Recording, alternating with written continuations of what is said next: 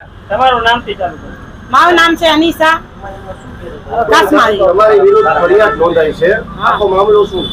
આખો મામલો એમાં એવું છે કે આમાં હું હાવ બેકસુર છું, હું નિર્દોષ છું. બરાબર. આ જીદી બોય ઉર્ફ અફઝલ સીડા કરીને છે, એ પીયુ રાજપૂત એને પહેલેથી ઓળખતી હતી. બરાબર. આ બધા એક ટોળકીના માણસો છે, મને આમાં ફસાવવામાં આવે છે. એના બધા પુરાવા છે.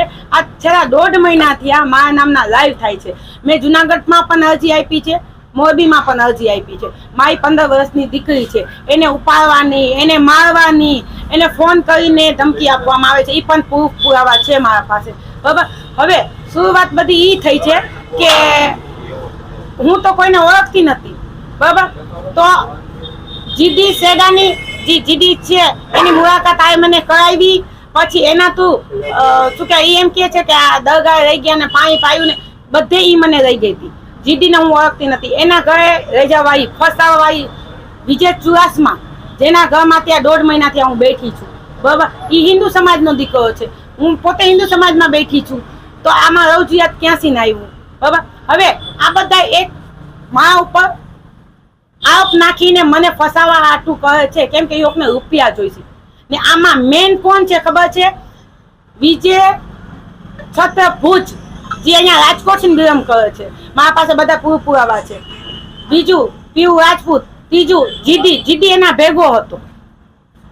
જીદી એના ભેગો હતો ને મારા પાસે બધા છે કે હું તને ભાઈ પૈસા શેના આપું, એ પણ મેસેજ છે. આમાં હું હાવ બેકસુર છું. હા, એ લોકોને પૈસા જોઈશે. એ લોકો મારા પાસે પૈસાની માંગ કરી, મેં ના પાડી હતી ભાઈ તમને પૈસા શેના આપું. એના હિસાબે એ લોકો મને આ બધી મેટરોમાં ફસાવે છે. મારી નાખવાની ધમકી, લાઈવ કરીને છયું બતાવવાની ધમકી, ગાડી લઈને મને જુનાગઢમાં મારવા આવવાની ધમકી, મોરબીમાં પહોંચવાની ધમકીઓ બધા. મેં પોતે મોરબીમાં એસપી સાહેબની ઓફિસે ગઈ છું મારી દીકરીને 15 વર્ષની દીકરીને લઈને.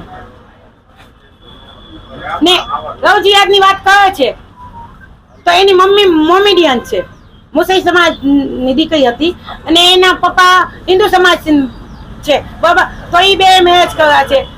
એની ભાભી મોમેડિયન છે, એનો ભાઈ હિન્દુ સમાજ છે. તો એ બે મેરેજ કર્યા છે. અત્યારે હું પોતે હિન્દુ સમાજમાં છું. તો આમાં એને ક્યાં છે મુસલમાન સમાજમાં રહેવાની વાત થાય? એ મને કયું હાલો. ને આ મારી અરજી છે, આ મેં જુનાગઢમાં અરજી દીધેલી છે.